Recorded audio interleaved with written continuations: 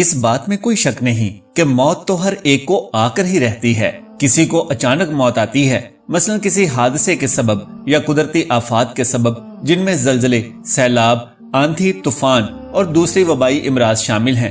تو کسی کو بیماری میں، کسی کو گھر کے بستر میں، تو کسی کو مسجد میں۔ موت سے انکار نہیں کیا جا سکتا۔ موت کسی کی ٹلتی نہیں۔ جب اس کا وقت آ جائے تو چاہے بادشاہ ہو یا غلام، امیر ہو چاہے فقیر، سفیر ہو چاہے مشیر، یہ کسی کو نہیں بخشتی۔ چاہے زمین کے 7 تہوں میں چھپ جائیں یا آسمان کی وسعتوں میں محفوظ ہو جائیں، لیکن موت ہے کہ جب اس کا وقت آ جائے تو آ کر ہی رہتی ہے۔ یہ اپنے اسباب خود پیدا کر لیتی ہے۔ اس ویڈیو میں موت کی حقیقت کے بارے میں بتائیں گے اور ایسی چند نشانیاں بھی بیان کریں گے جن کو سائنس بھی تسلیم کرتی ہے اور مانتی ہے کہ موت آنے سے قبل یہ نشانیاں ہر ایک پر ظاہر ہوتی ہیں۔ جب یہ نشانیاں ظاہر ہوں تو سمجھ جائیں کہ موت کا وقت قریب ہے۔ محترم ناظرین، خالق کائنات نے ہر ذی روح کے لیے موت کا وقت اور جگہ متعین کر دی ہے، اور موت ایسی شے ہے کہ دنیا کا کوئی بھی شخص، خواہ وہ کافر ہو یا فاجر، حتیٰ کہ دہریہ ہی کیوں نہ ہو، موت کو یقینی مانتا ہے۔ اگر کوئی موت پر شک و شبہ بھی کرے تو اسے بے وقوفوں کی فہرست میں شمار کیا جاتا ہے، کیونکہ بڑی بڑی مادی طاقتیں اور مشرق سے مغرب تک قائم ساری حکومتیں موت کے سامنے عاجز و بے بس ہو جاتی ہیں۔ موت بندوں کو ہلاک کرنے والی، بچوں کو یتیم کرنے والی، عورتوں کو بیوہ کرنے والی، دنیاوی اور ظاہری سہاروں کو ختم کرنے والی، دلوں کو تھرانے والی، آنکھوں کو رلانے والی، بستیوں کو اجاڑنے والی، جماعتوں کو منتشر کرنے والی، لذتوں کو ختم کرنے والی، امیدوں پر پانی پھیرنے والی، ظالموں کو جہنم کی وادیوں میں جھلسانے والی، اور متقیوں کو جنت کے بالا خانوں تک پہنچانے والی شے ہے۔ موت نہ چھوٹوں پر شفقت کرتی ہے، نہ بڑوں کی تعظیم کرتی ہے، نہ دنیاوی چوہدریوں سے ڈرتی ہے، نہ بادشاہوں سے ان کے دربار میں حاضری کی اجازت لیتی ہے۔ جب بھی حکم خداوندی ہوتا ہے تو تمام دنیاوی رکاوٹوں کو چیرتی اور پھاڑتی ہوئی مطلوب کو حاصل کر لیتی ہے۔ موت نہ نیک صالح لوگوں پر رحم کھاتی ہے اور نہ ظالموں کو بخشتی ہے۔ اللہ تعالیٰ کے راستے میں جہاد کرنے والے مجاہدوں کو بھی موت اپنے گلے لگا لیتی ہے، اور گھر بیٹھنے والوں کو بھی موت نہیں چھوڑتی۔ اخروی ابدی زندگی کو دنیاوی فانی زندگی پر ترجیح دینے والے بھی موت کی آغوش میں سو جاتے ہیں، اور دنیا کے دیوانوں کو بھی موت اپنا لقمہ بنا لیتی ہے۔ موت آنے کے بعد آنکھ دیکھ نہیں سکتی، زبان بول نہیں سکتی، کان سن نہیں سکتے، ہاتھ پیر کام نہیں کر سکتے۔ موت نام ہے روح کا بدن سے تعلق ختم ہونے کا، اور انسان کا دار فانی سے دار بقا کی جانب کوچ کرنے کا۔ ترقی یافتہ سائنس بھی روح کو سمجھنے سے قاصر ہے، حالانکہ اللہ تعالیٰ نے قرآن کریم میں واضح طور پر اعلان فرما دیا ہے، روح صرف اللہ کا حکم ہے۔ موت پر انسان کے اعمال کا کھاتہ بند ہو جاتا ہے، اور موت پر توبہ کا دروازہ بند اور سزا اور جزا کا عمل شروع ہو جاتا ہے۔ حضور اکرم صلی اللہ علیہ وآلہ وسلم نے ارشاد فرمایا، اللہ تعالیٰ بندے کی توبہ قبول کرتا ہے یہاں تک کہ اس کا آخری وقت آ جائے۔ ہر روز، ہر گھنٹہ، بلکہ ہر لمحہ اپنی موت کے قریب تر ہوتے چلے جا رہے ہیں۔ سال، مہینے اور دن گزرنے پر ہم کہتے ہیں کہ ہماری عمر اتنی ہو گئی، لیکن حقیقت یہ ہے کہ اتنے ایام ہماری زندگی سے کم ہو گئے۔ موت ایک مصیبت بھی ہے، جیسا کہ اللہ تعالیٰ فرماتا ہے، اور وہیں تمہیں موت کی مصیبت پیش آ جائے۔ سورہ مائدہ۔ اللہ تعالیٰ نے اپنے کلام کی متعدد آیات میں موت اور اس کی حقیقت کو بیان کیا ہے، جن میں سے چند آیات پیش خدمت ہیں۔ ہر جاندار کو موت کا مزہ چکھنا ہے، اور تم سب کو تمہارے اعمال کے پورے پورے بدلے قیامت کے دن ہی ملیں گے۔ پھر جس کو دوزخ سے بچا لیا گیا اور جنت میں داخل کر دیا گیا، وہ صحیح معنی میں کامیاب ہو گیا، اور دنیاوی زندگی تو جنت کے مقابلے میں دھوکے کے سامان کے سوا کچھ بھی نہیں۔ سورہ آل عمران۔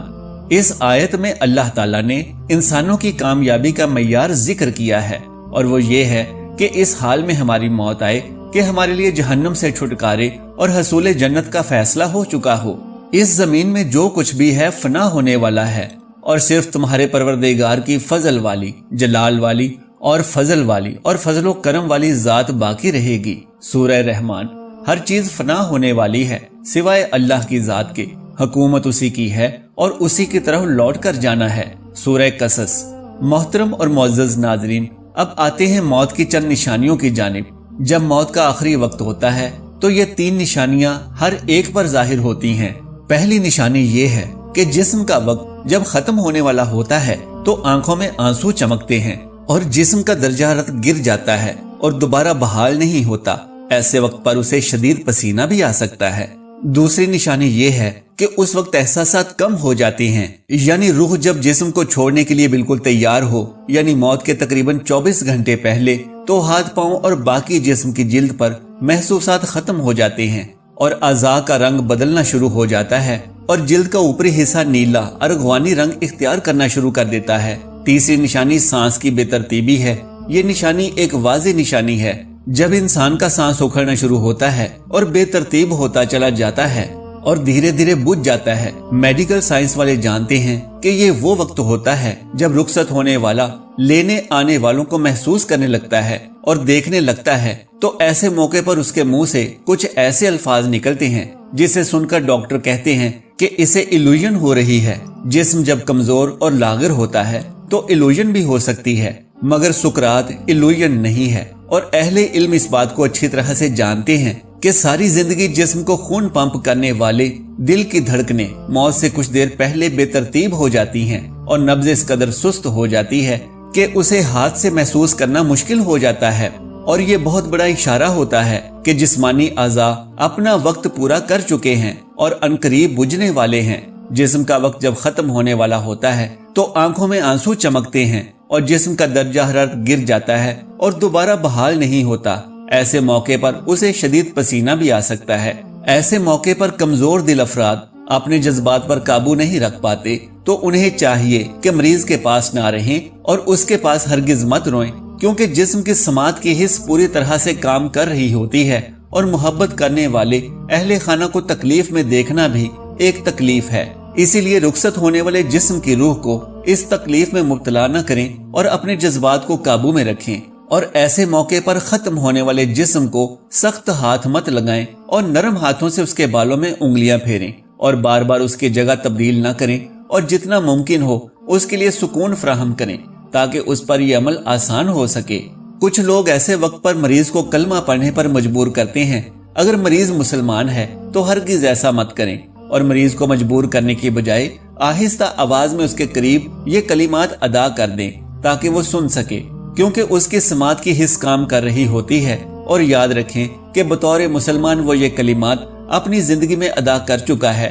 इसीलिए उस मौके पर अगर वो अपनी जबान की कमजोरी की वजह से ये कलिमात अदा न कर सके तो कोई बात नहीं और हरगिज उसे गुनाहगार शुमार मत करें।